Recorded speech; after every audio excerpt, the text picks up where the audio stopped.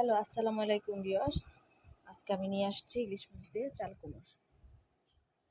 এর জন্য আমার লাগবে হলুদ, মরিচ গুঁড়া, ধনিয়া গুঁড়া, লবণ, জিরা বাটা, রসুন বাটা, পেঁয়াজ, কাঁচামরিচ তেলে দিয়ে পেঁয়াজ কাঁচামরিচটা তেলে দিয়ে হালকা ভাজা ভাজা করব। ভাজা ভাজা হয়ে আসলে তারপরে আমি আস্তে আস্তে সব মশলা অ্যাড করব। প্রথমে আমি বাটা মশলাটা দিব, আদা রসুন পেস্ট, জিরা পেস্ট, তারপরে আমি সাথে হলুদ মরিচ গুঁড়া দেব, হলুদ মরিচ গুঁড়া, লবণ। সব মশলা একসাথে দেওয়া হয়ে গেলে সাথে আমি অল্প পানি অ্যাড করব। তারপর মশলাটা অনেকক্ষণ ভাজবো যেন মশলার গন্ধটা চলে যায়। তারপর আমি এখানে মাছ অ্যাড করব।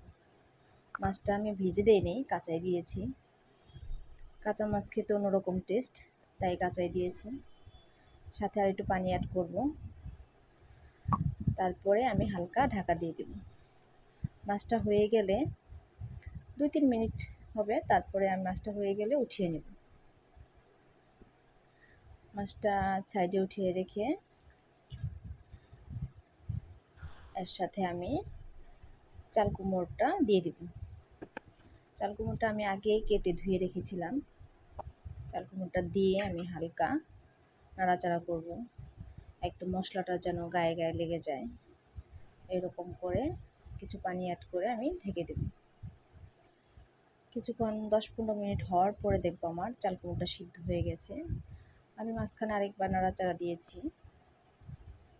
এখন আমার চাল কুমড়োটা পুরোপুরি হয়ে গেছে।